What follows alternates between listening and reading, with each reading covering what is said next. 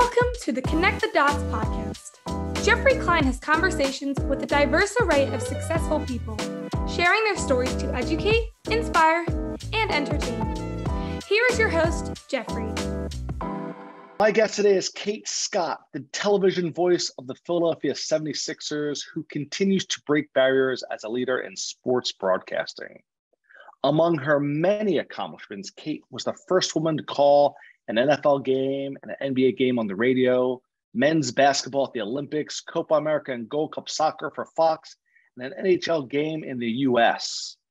Previously, she spent 5 years doing it all for the Pac-12 networks, from calling football, men's and women's basketball, men's and women's soccer, volleyball, and softball, to reporting for everything from rowing to rugby, to anchoring and hosting the award-winning feature show, Our Stories. Scott continues to call games for NBC and Fox, and in the fall of 2021, provided play-by-play for Learfield's new College Football Saturday Night, a nationally syndicated game of the week available on over 110 radio stations, YouTube and Facebook, with analyst and former Philadelphia Eagle, Mike Golick. In addition to radio and television, Kate's done voice and podcast work for over a decade. A native of Clovis, California, Scott earned her bachelor's degree in communications from UC Berkeley. Welcome, Kate. Thank you so much, Jeffrey. It's so wonderful to be here. Now, you already answered one of those questions in your bio, which is where you're born. So let's start with, tell me a little about Clovis and what did your parents do for a living? Well, Clovis was and is a small town in the Central Valley of California, as we call it. So people probably more familiar with a neighboring town called Fresno. It's where Fresno State is located. Jerry Tarkanian coached there for all you old heads like me.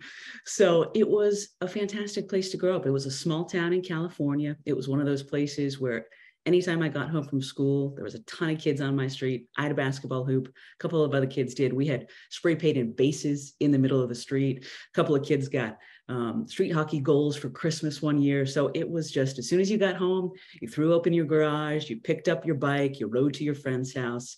We didn't lock our doors. It was that kind of a place. And sports were life. I like to joke with people that it was the Texas of California, because on the West Coast, that kind of made sense. I know now that I'm Philly, I should probably say it was the Philly of the West Coast. But it was, Friday night football games had 10,000 people at them. High school basketball games were 5,000 person sellouts. It was like Friday Night Lights, the TV show, was kind of the town that I grew up in. So it was wonderful, but I knew I wanted more. My mom was a special education teacher and aide, which impacted me greatly. My dad was a service writer for the city of Clovis, which just means anytime you go to a car dealership and you're like, it's making this weird noise, you talk to the service writer who writes up the service for the mechanic. So he did that for the city. So he got to do it for police cars and dump trucks and school buses. And neither of them had anything to do with broadcasting. And they're actually on their way to Philly right now for the first time. So I'm really excited to see them. Haven't seen them in over a year. Were they, you were in a sports town, were they sports fans? They were, yes, both of them were. They weren't as much of a sports nut as me. I think one of the things they joke with me about is like, how did you come from us? The whole nature nurture thing. They joke that I have a lot of nature and just a tiny bit of nurture.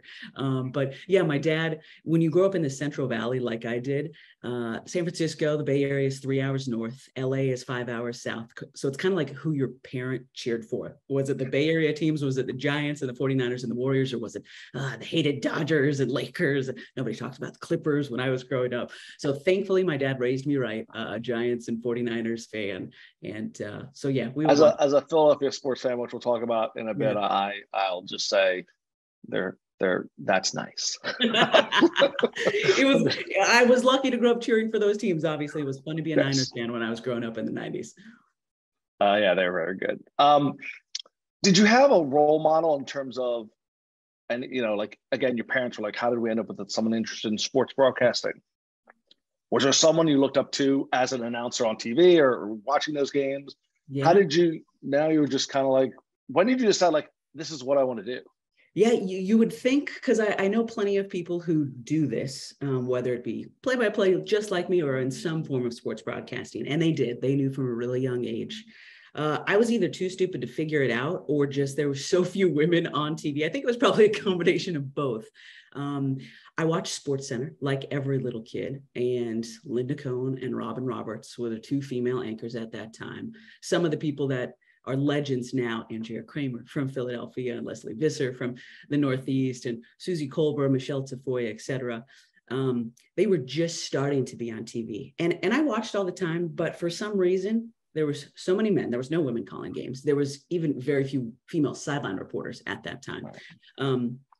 I didn't put together the fact that I love sports, and I was writing for our high school newspaper about sports, and I was on the microphone at Friday night football games, and I was the PA announcer for our men's soccer team. And I never put it together. I was going to be a teacher because my mom was a teacher, and I saw the impact she had on so many families. And I thought, I really want to impact the next generation. It wasn't until a conversation as I was applying to colleges with Mr. Schmazel, still in touch with Ed. And I was walking to the front office. I think I might have been turning in actually college applications, like getting them ready to be mailed off. And he asked me what I was going to major in. And I said, I was probably going to get my teaching credential. And he said, well, that's great. Obviously, I care a lot about education. I've made it. He said, Kate, let me just point something out to you. You play for varsity sports. You listed off all the things I already listed to you. Why don't you at least consider maybe being a sports journalist of some kind? Because I think you're really good at it. And I was like, oh, schmaz, dude, that's a great idea. So if it was not for that conversation, I truly don't know if I would have gone to Cal and majored in communications, because again, it wasn't that long ago. I started college in 2001, but when we talk about the change that we've seen in the past 21 years, it feels like a lifetime ago in the sports broadcasting industry. Yeah, and I think, again, when you don't see as many people doing it's harder to imagine it, you know, and I think that's true of a lot of different professions. When you don't see someone who looks or sounds like you doing what you want to do, it's much harder, I think, to imagine it. Yeah. And in that way, you know, you broke on a number of kind of sports broadcasting ceilings by being the first female to do this in the first year. How important has that been to you? And was it an intentional thing, or it's just like you want for it and you know? No. I always tell people, if that was the goal, I think I would have failed miserably. My goal has always been, and I'm lucky because I think we always tell kids, follow your passion, right? But I think only a handful of us are lucky enough to be able to do that and then make a living out of it, because it's really difficult to put those things together and be able to pay your rent or your mortgage or whatever the case may be. So no, the goal was never to, I really want to be the first woman to call an NFL game. It was, I really love being a broadcaster. How can I continue to challenge myself to get better as a broadcaster? And let's just see where that leads. That is truly my goal each and every day. So I was calling high school football in the Bay Area. I was working for the 49ers flagship radio station. And those two things just luckily came together in my first, which was calling 49ers preseason back in 2016, because their play-by-play guy was calling the Olympics in Rio. They bumped a guy up, and then I got a call. So that has always been the goal, just get better and see what happens. But when it comes to the importance, I'm really aware of it because of what we just talked about. The fact that I was sports obsessed, watched Sports Center since kindergarten, was playing every sport, was calling it, you know, I realize how important it is for me to do these things and do them well, and then to talk about it, which isn't really comfortable for me. That's why I'm a play-by-play announcer. I like telling other people's stories. So even interviews like this are hard. But I actually just had a conversation with one of the many students I'm mentoring right now. I just graduated from Arizona State in the summer, and she said, she reflected to me like, Kate, I know you hate talking about these things, but I just want to tell you, you have me believing now as a 22-year-old that I have a place in this industry, and a lot of my classmates feel the same. So I know it's uncomfortable for you, and I'm sure you're really pissed that I'm telling you this right now, but thank you for continuing to talk about it because it really matters. So that means so much to me. Well, and you mentioned even before when you're thinking about a career in teaching, you'd seen the role model of your mother and you really wanted to have it make an impact. Yeah. And what's beautiful is that you got to do something you really loved and you're still having a great impact on people. Exactly. And not just the people that are, you know, able to listen to you and enjoy you, but also the people who now see you as a role model. Yeah, yeah. And that blows me away, right? The fact that I'm getting paid currently to call Philadelphia 76ers games, and that is somehow, some way having a positive impact on this world. Yeah, I try not to think about it too much because it's wild to me. So you started off mostly in radio. What do you think the big difference is in covering sports on radio versus TV? Well, I sure didn't have to do my hair and makeup when I was in radio, which I loved. It was like the perfect start for me because I am not, you should have seen me 2 hours ago when I was at Home Depot. I look like a 12-year-old boy, no makeup, hat pulled down. I often get called sir because of my deep voice. But other than that, surface level difference. When it comes to play-by-play in radio, you have to be much more descriptive because there's no pictures whatsoever. So the best advice I got the first time I called a game on radio was, imagine you're trying to describe this to a person without sight. They can't see anything. So you have to be so descriptive that they can paint a picture in their mind. Whereas in TV, as a play-by-play announcer, you're captioning pictures because everybody can see what's happening. Now, depending on the sport, you caption more or less. Soccer, I let breathe a lot more. Basketball is more like a radio call. And then when it just comes to radio versus television, so many of the people that I look up to now in this industry, it's fascinating, Jeff. They all started in radio as well because it's not about your looks. You have to be smart, and it helps if you have a sense of humor, and you have to be quick-witted, and you don't work with a teleprompter in radio. You just go. And so many people, now that I'm pretty much full-time in television, have told me you can always tell the radio folks because if something goes off the rails, right. They're used to ad-libbing because they used to work 4, 6, 8 hours with some notes, but not a script. Right. Stuff could go crazy. So I didn't expect to start in radio, but now in retrospect, I'm so glad that I did. In terms of play-by-play, because being a sports broadcaster is one thing, and then within that is the unique challenge of being a play-by-play. It seems really, you and others make it look easy, but I can't imagine that it is to follow along, and as a spectator, we love the play-by-play because we can relax and get that captioning. Exactly. You can drink and have some beer and pizza and cheesesteaks. But it goes pretty fast. I mean, basketball, it's not soccer where it's, a slower game. Yeah. How hard is it? How different is it? Is it a skill like anything else? You just get better as you go because you get new players, you get new teams all the time. Do you have to study before a new team comes in that has new players and changes and all that? Yeah. What's the most challenging part about play-by-play, and how do you prepare for it? Yeah, just like everything, practice and preparation. I like to say it's similar to the players. The game is the fun part because if I've done all of my work, all the research, have to study both teams, even the team that I cover, which is slightly easier now that I'm covering one team consistently. That was not the case when I was calling college sports. I might see a team over and over throughout a season, but it wasn't every single game I knew one of the teams.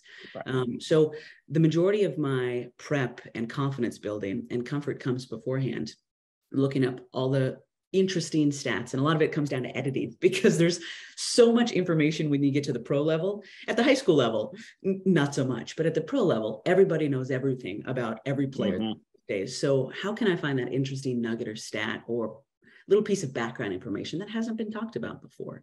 And then I watch previous games of the opponent to see if there's anything I can pick up. And oftentimes just recognizing what a player looks like, where they're going to be on the court, because sometimes players look similarly. So how am I going to tell them apart? And so that is where the majority of the prep is done. And then once I get on air, I'm lucky if I use 10%. So that's the hard thing. You have to do so much work because you never know when a star who you did all this work on is going to go down. And then the sub who, if you were lazy, you didn't do any work on because, well, they haven't played in the last 2 weeks. All of a sudden they're playing 35 minutes and you can tell if you did your homework or not. So yeah. I'm always curious if there's two things. One, if there's someone with you, an assistant of some sort who's checking things as you go, because something may happen in a play, that's, they've done that X amount of time. There's things that you might not prepare for because you didn't know they were going to do something. So you have to have some element of being, on the fly of information. Is there someone at a computer checking stats of things so that they can feed them to you? Yes. So thankfully, we have statisticians. So I have wonderful statisticians, Jerry and Mike, here in Philly. And I like to say that a sports broadcast is almost like a ballet or a dance, because I have to be listening to my partner, Ala, here in Philly.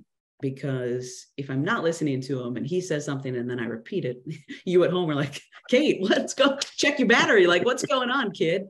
And then Mike sits on the other side of me, or Jerry sits on the other side of me. And we both have our stats monitors up, which are live stat tracking.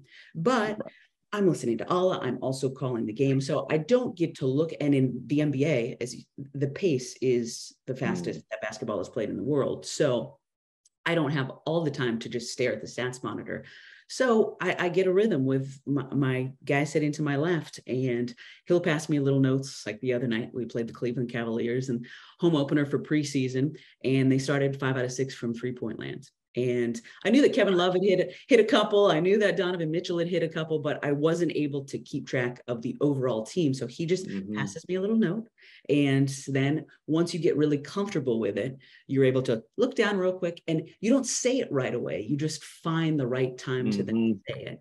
And, meanwhile, my producer's talking in my ear, okay, 2 minutes away from our first break, and there's so much going on. But yes, that is a big thing. And then getting back to my radio, I would research all the time while I was on air, because live things were happening. So thanks to that, I'm able to, during a timeout or something, do my own research or ask my statistician, hey, can you look up the last time this guy had 10 steals? So it's a dance, it's a ballet, it's a team effort. Yeah, it sounds a little crazy. It is. In a good, in a good way, because it doesn't look that crazy. Yeah. One of the things I also noticed about you, and I've noticed this from day one, is how high energy you are. I'm sure different people have different styles. And it comes across how much you like the game, and are into the game. And I guess part of it is, how do you do that for a team when you first start covering a team?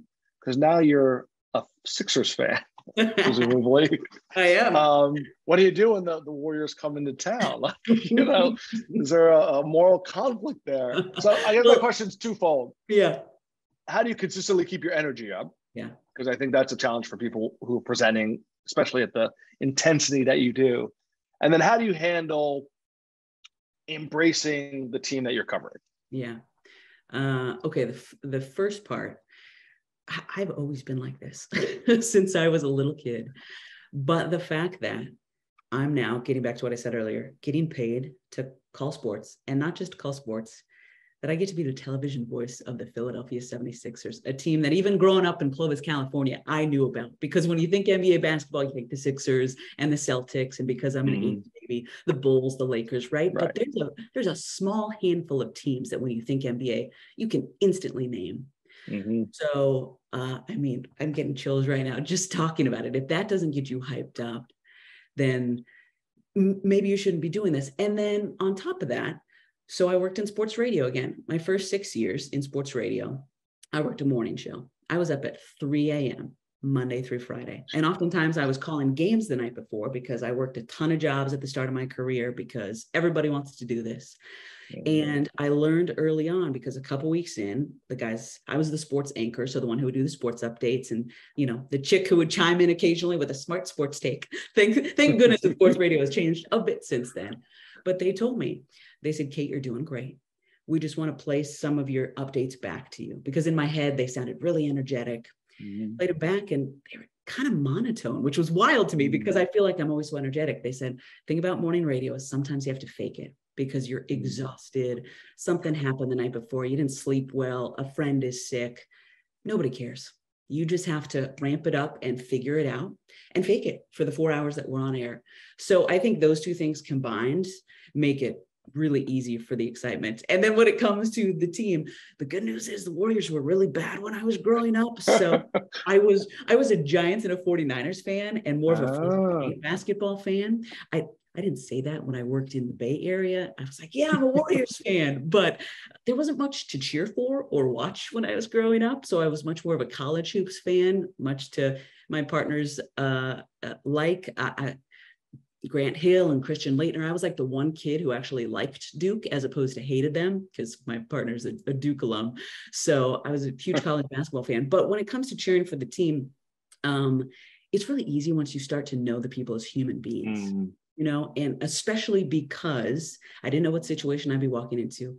Sixers are really good dudes. And I'm not just saying that. From the training staff all the way up to head coach Doc Rivers and Elton Brand and Daryl Morey, like everyone, as soon as I got here, made it clear to me that they were, one, genuinely excited I was here, that they didn't see me as a female announcer, that they saw me as a play-by-play announcer who happened to be a woman, and that anything they could do to help me succeed, they just ask. So it has been coming into that, it has been really easy to get on board. And then the fact that they're so exciting. Again, so I feel like I lucked out because I had no idea what it was going to be like. You have expectations and hopes, right? But you try to temper them because stuff happens. And sometimes the way things look on the surface aren't the way they are in real life. But I've been really lucky. I mean, how can you not get excited about Tyrese Maxey and Joel Embiid and James Harden and stuff? Yeah, So I grew up watching kind of the heyday of the Sixers with Dr. J and Moses Malone, all those, and was lucky to see a championship when I was a teenager. And then I was actually living in England most of the down process, early process days. So see, I could have come into that. They didn't win 20 games just a handful of years ago. And I know that that's coming. Hopefully I'll be here for a long time. Sports are cyclical, just like life. So. Right. But we're in a great spot. It's amazing to be a fan right now. And I have a 13-year-old son who just loves it. And my daughters and but he's a real basketball fan. And so it's really, really fun. So you've traveled a lot, the Olympics and all those places. I'm always curious, what's kind of the most surprising place you may have found yourself, whether it's an actual location or talking to someone that you were like, your younger self, like, I can't believe I'm here. I can't believe I'm talking to this person. Oh my goodness. Probably, well, you just mentioned it. So probably a couple of the things that I've done recently, other than the Sixers gig, was the Olympics in the summer of 2021, which was supposed to be 2020. But I don't know if I would have been asked to do the Olympics if they'd happened in 2020. So in some strange way, things worked out. But I like to call it broadcaster summer camp because we were still in COVID. So the majority of us didn't actually go to Tokyo. We were at NBC's mothership headquarters, as I like to call them, this huge campus in Stamford, Connecticut. And it's so rare doing what I do that I ever get to interact with other play-by-play announcers because most of the time you are the one calling the game. So I met so many people that I have looked up to for years on the East Coast, all throughout. Kenny Albert, right? Voice of the NHL, NFL. I mean, he's called so many things. And all of a sudden we're like sitting in the mess hall in the cafeteria together, just talking about things. I got to work with Fran Fraschilla. Anybody who knows hoops, Adam Sandler just made the movie that came out, right? Hustle. It's kind of based on Fran, who coached college hoop, then fell out of favor. So he decided, I'm going to be the best international scout I can be. And I got to call hoop with him, which was so fun and educational because it was international basketball. So he actually has seen these guys, has been to the courts and stuff. So that was pretty wild. And then I grew up playing soccer more than anything. I played hoop all through high school, but I was better in my mind than I was actually on the floor. I like to joke I was really good at taking charges and dribbling out the clock at the end of the game when our team had lost and the starters needed to take a break. But soccer, I wanted to play in college. It was my sport. So now that I'm getting to call international soccer and getting to interact with, I called a game with Kobe Jones. I watched Kobe in '94 when the World Cup was here in the States. I got to call games with Allie Wagner and Lori Lindsay and Danielle Slayton, these former members of the U.S. women's national team. So that has been pretty wild. And I think and hope that it's just getting started. Well, World Cup's coming and all that. Yeah. Exciting stuff happening in Philly for that too. Yeah. So I mentioned before we start recording, I have a friend's daughter who's interested in broadcasting. What advice would you give to anyone who's like, I want to do that. I want to be a play-by-play. I want to be, I love sports and the idea of being on camera or on the radio. What advice do you think you can share with them? Oh, yeah. I'll try to keep this 10 minutes or less because there's so much. We get old and there's so much advice, right? You just want to, well, kids, pull up a chair. Here we go. Your top advice. The first things are really simple. Well, first of all, you can do this, as hopefully I'm proving and so many other people. The industry, the landscape looks so much different than it did 20 years ago when I was in college. And the people who are doing the hiring are looking for those of us who are doing, whether it's the writing or the talking, whatever the case may be, to be more reflective of the audience and the athletes, which is great news for all of us who love sports. Work really hard. It is a really difficult industry because we get to call sports or cover sports and get paid for it. And I have to remind myself sometimes that, like, I'm getting paid to go to the Wells Fargo Center. Meanwhile, other people are spending hundreds of dollars to park and to pay for food and all this stuff. So a lot of people want to do it. So you got to work hard, and you got to be, forceful when it comes to wanting to get into the industry. You have to follow up. You have to get rid of your ego. I actually talked to a college student the other day who said, well, how do I get my first internship? And I gave her some advice. You have to go onto the station's website or the team's website, employment opportunities, and then you have to follow up, because all of us who are in the position to now help or hire people, we're really freaking busy. And most of the time we're underpaid and overworked. And you can't take anything personally when you're just starting out, because it's most of the time not about you. So keep working hard. 2 weeks in, send a follow-up email. And she goes, oh, because I was kind of upset. And I said, whoa, then you're not going to work in this industry. Anyway, so that gets me to my other piece that I usually tell people: work really hard and be kind, because this industry, even though it seems vast and expansive, is really small. Because oftentimes all of us start wherever in the industry we are working, start covering high school. Then we move up to college. Then, just like the athletes, we move up to the pros. And it gets to be a very small industry, and everybody talks. And I've been told by multiple people, when it comes to the soccer job, when it comes to the Olympics, when it comes to the Sixers, well, we loved your performance. We think you're a great talent. But we asked people that you worked with previously, how is she, if we're going to be around her 9 months out of the year and traveling and sometimes getting into Philly at 3 a.m.? And they reflected to me that everybody told them she is a joy to work with. The energy she has on the floor is, she's just herself. So work hard, be kind, and just keep believing that you can do this, because you can. I love that. I was talking with someone else about why it's important to be kind and to, be positive. Yeah. And I said, and from a business perspective, I was like, it's both good business and it's just good.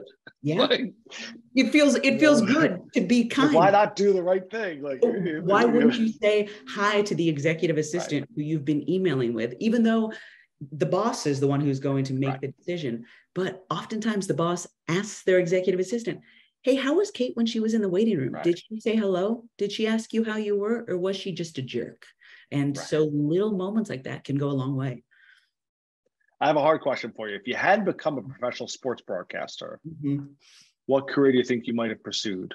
Ooh, well, I mentioned teaching, so I think that might have happened. But also, I worked all through college because my family didn't have that much money growing up, and I wanted to help out as much as I could.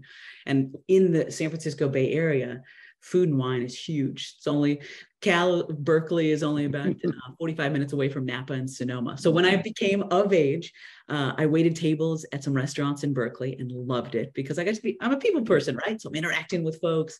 And then I poured wine in Napa and I loved it. So the food and wine industry, I don't know what I would be doing there, but just again, you get to make people happy, which is something I really love as well. And if you give somebody a great dining experience or a great experience at a winery, that always felt great to me when I could tell that, wow, just the little hour I spent with people was impactful. So Are you kind of a wine connoisseur now? Did you? I never use that word connoisseur, but yes, I know a lot about wine. My mother-in-law lives in Sonoma. My sister-in-law lives in Napa. So definitely know the good from the bad. But again, I'm from a small town in the middle of California. So you want to give me a $5 bottle of wine? If we're having a good time, I'm going to have a good time. But if you're going to have a really good bottle, what was it that is it a Merlot?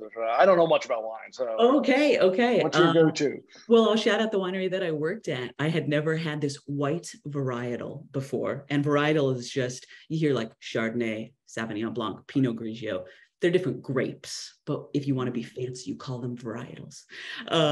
So I never heard of the white wine Viognier before. It looks like Wagner, like it's spelled weird, but it's a really nice white wine. It's fantastic for the spring and summer. has some nice tropical fruit. I'm not a big Chardonnay butter person. See, now we're going down the rabbit hole. These are all the things I had to learn to sound intelligent as a 22-year-old pouring wine in Napa. But Dariush Viognier, it is a spectacular white wine that goes wonderfully with food or without food, and it'll make you feel really fancy by knowing how to pronounce it. Well, I ask it mostly because my mother is a wine Okay, well, drop person. that one bomb. So I'll be like, have you ever had, I may have to ask you again how to pronounce that, but we'll figure that out. Yeah, we'll practice off there. So you've done a lot. I mean, you really achieved what a lot of people would say is success. So how do you, Kate Scott, define success? Well, that's probably the hard question, because I'm still trying to figure out that answer, because one of the things that friends continually encourage me to do is to pause and to reflect on how much I have accomplished, which I really appreciate, but it's still really hard for me because, as I said earlier, I'm always trying to challenge myself to get better. So it is really hard to slow down and appreciate that, because there's so much more I want to accomplish. I just want to keep going and see how far all the hard work that I've put in, which has helped me hone this talent that I now possess, where that can go. And I think that is leading. I think I'm figuring out that that is what success is going to look like for me. Personally, how far can I push myself? And what can that do and mean for me personally? But also, I know, getting back to where we started this conversation, the impact that my success will have on opportunities that other people who haven't seen themselves or heard themselves reflected in this industry before, what it could mean for them. Because I know that they're watching, but I also know that all the folks who are doing the hiring are watching. And they're saying, man, NBC Philly hired this gay chick from California. How's that working out in the city of brotherly love? And I know if I do really well here, then somebody in Oklahoma, somebody in Idaho, somebody in Texas is going to say, wow, I thought that was going to be a hot mess and that she was going to be back in the Bay Area in 6 months. And it all seems to be working out. Maybe I should start thinking outside the box too. So everything's cyclical, right? Like this conversation. So I hope for myself that I get to call World Cups and more Olympics and hopefully MC a parade down Broad Street because the Sixers have won their first NBA championship in 40 years. Knock on wood. From your lips, yes, exactly. But I hope that in addition to that, because of that I've opened a whole lot of doors, and that the change that I've seen in the industry in the last 20 years just accelerates over the next 20. And related, what inspires you to keep going, to want to have this impact? Maybe just in general, what inspires you to live another day? I feel so lucky to be doing this. And I know #grateful feels so overused and cliche at this point. But again, I was just a little girl growing up in Clovis, California, who loved sports. My mom was a special education teacher. My dad worked for the city. So many people who are my counterparts in this industry grew up around these leagues because their dad was a play-by-play announcer, because their dad played NBA basketball or football. And that is wonderful. And that's a thing that took me a while to get over when I was seeing them get opportunities before me, that may give you a foot in the door. They may not have had to work as many odd jobs as I had to get in the door, but talent is how you stick around. People who just get in because of a name or a connection are weeded out very quickly because you have to work really hard to stay in this industry. A friend reflected to me before I was flying out for my audition here in Philly. She said, Kate, regardless of what happens, I just want you to take a moment to think back to 18-year-old Kate and, pardon my language, how fucking over the moon she would be if she knew that 38-year-old Kate was flying to fucking Philadelphia today with a chance to be the voice of the 76ers. And I said, yeah, Ashley, you're right. So that's the inspiration. And then all the people that I know that I'm impacting by getting to do something I so love and never could have imagined 20 years ago. Yeah, things are changing. Speaking of change, is there a trend in the way that play-by-play announcers saying kind of what's next for the way that it's done, or is it going to stay the same forever? No, I think it is changing. I think when I was growing up, it was Keith Jackson and these huge names and voices that were kind of, as we call them in the broadcasting industry, voice of God. Welcome everybody to the Rose Bowl, and it wasn't how you would talk to somebody face to face, how we're talking right now. And slowly that has loosened up a bit, but there's still plenty of, I'll just be honest, older men in the industry who are voices of teams who call games that way. So I think that we are loosening up and getting a bit more conversational, I guess you could say. Like I am encouraged to have fun with Allah on air. Obviously, if it's we see it. Obviously, if it's a really intense game, we're not going to have as much fun. But when it's preseason or when it's January against the Detroit Pistons, no disrespect to the Pistons, but just we're not playing the Celtics in Game 6 of the first round. That we're supposed to have fun and give fans, because there are so many other options now than there was 20 years ago. How do you keep the audience engaged? Well, you got to make them either like you or want to listen to you, because very few people watch full games anymore. Very few people are even watching games on their televisions. So I think we're seeing that trend. And then also being able to call things off of monitors, because we're saving money in this industry now. So you just have to be versatile and able to do a lot of stuff at once. And anything specific that's, what's next for Kate? Well, hopefully vacuuming the house in a little while, because my parents are getting here. I was up till 1 a.m. last night trying to clean, and then I was like, I gotta not have huge circles under my eyes. Sixers this season. Hopefully, as we mentioned earlier, I called some U20 under 20 Women's World Cup for Fox in August, in hopes of that kind of being my last audition before next summer's Women's World Cup in New Zealand and Australia. So if anybody at Fox is listening, guys, really looking forward to it. Come on, it doesn't conflict with Sixers basketball. And then more Olympics in the future, hopefully getting to call from an Olympics. Paris is next. So NBC, again, no pressure. I'm really— They have some wine there too, I think. Yeah. Exactly. Your wife can come, your mom. And there may be some other exciting news coming out shortly, but I can't announce it yet. So I like the intrigue. Stay tuned. That's what we call a teaser. Stay tuned. Yes, a teaser, exactly. Okay, now we're at the point where I'm going to ask you 9 relatively rapid fire questions. I don't always go as fast as I think. So here we go. If a movie was made about your life, who would you want to play you? Oh gosh. Who would I want to play me? Well, I guess going with just how my story has felt to myself, I would love it to be some actress that is just starting her career and maybe isn't as well known in Hollywood, but has worked really hard, maybe in the theater for a long time. And this will be the role that allows her to break out and— I love it. Start the up and comer. Yeah, to be a list, hopefully in the next few years. Should stories always have happy endings? Be nice if they did, right? But life isn't a happy ending all the time. So I'm going to say no, because I like being as honest and real as possible. And I would love for that to be the case, but I don't think that's how we are. Can you name a favorite emoji? A favorite emoji. The one I use the most these days is the side crying, because I used to use the middle crying, but then somebody told me that was actually crying. It wasn't laugh crying. So I use the slightly tilted to one side or the other, depending on how you're looking at your phone with the tears, because I just like to laugh. Can you name one of your favorite songs? One of my favorite songs.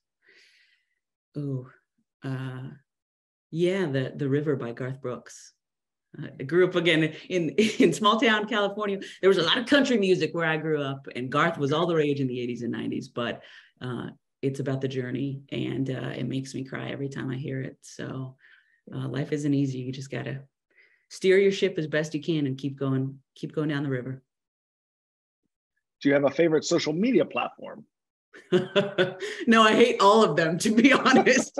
And I wouldn't be on any of them if I didn't have to be for work. But I do, in reality, I do enjoy Twitter because it cuts out the middleman and I get to interact with so many fans. And I think that has helped humanize me and make me a real person to so many people at all of my stops, but especially here in Philly, because people have critique, I get back to them. People have praise, I get back to them. People have questions. So I think it engages, it's another way to engage the audience and make them care even more, getting back to what we were talking about earlier. So Twitter's fun, sometimes, not always. Can you name a book that's left a lasting impression on you? Oh, yeah. My best friend, Kate Fagan, is a wonderful writer. And her latest book was called All the Colors Came Out. Her dad was diagnosed with ALS, Lou Gehrig's disease, a number of years ago. He was a professional basketball player. And as people who know what ALS is, there's no cure. And he went from being this almost 6'5" brute of a man to being able to speak or breathe on his own in the span of 3 years. And she wrote about it because she's an amazing writer. And as much as that horrific life event can be inspiring and motivational and make you reflect on your life, and I read it in a day, not just because she's my friend. And it's about fathers and daughters and sports, but it's about so much more. So if anybody's looking for a little kind of pick me up, a reason to put down social media and the phone and to think about your life, and are you doing what you want to be doing and hanging out with the people you want to be hanging out with? It made me think of all of those things. And so All the Colors Came Out by my buddy Kate Fagan. Love it. Can you name one of your favorite movies? Yes, A League of Their Own, which is now a series. No crying in baseball, right? Yes, This is our daughter Dottie, and this is our other daughter, Dottie's sister. Unfortunately, my older sister used to make that joke all the time about me growing up, and I was like, "No, you're not Kate's sister. You're Becca. You're Rebecca. You're your own person." But for you young kids, if you haven't seen the movie yet, go see it. Well, my daughters, I don't think have seen it, and they play softball, so it's one that has to be on the list. Gotta watch that. Yeah, I know. Can you name something you can't live without? Coffee. Right answer, by the way. Because I gotta have at least 3 cups a day. I should probably have thought more deeply about this. It's honest, Kate, so it's all good. Coffee and friendship and love, like that is truly what fills my soul. And the older I get, even though I'm only 39 right now, but I've realized that one phone call with Kate, with my best friend Megan back in California for 30 minutes, that can fill me up for a whole week when I'm on the road, having those late nights with the Sixers. So friendship and love and coffee. I love it. If you could be credited with inventing something, what would it be and why? Inventing something. Hopefully, now that I'm a play-by-play announcer covering one team, I was never a catchphrase person before. Because when you just cover different teams, you're more of an unbiased broadcaster. But, my predecessor, Mark Zumoff, had so many fantastic catchphrases that hopefully one will just pop out in the years to come. I could have thought of something deeper and more impactful than that, but we'll like a good catchphrase in the next few years. If someone wanted to interact with you, is Twitter the best platform, you think, for them to try and kind of connect with you? Or yeah, probably, or Instagram. Those are the 2 I'm on. I got advice years ago from our social media managers at the Pac-12 who are now running NBC and NASCAR and all these things. Choose your favorite 2, because I felt I was on Facebook, Snapchat had just happened, TikTok was years from existing. And I said, it's so overwhelming. And they said, yeah, choose the 2 that you enjoy using the most and focus on those, because otherwise your content is going to not be as great, because you will be spread thin unless you have a social media manager and all that stuff. So Twitter. I tell that to clients all the time, like just pick 2 and do them really well, then try and do lots and do all of them mediocre. So if you're interacting with a Kate Scott on any of the other platforms, I'm not on any of the other platforms. They're fake. They're giving you a bad name. Right. The I Hate Kate Scott account on Facebook, I'm sure it exists. Like, that's not me, but it'd be funny if it was. So Instagram or Twitter.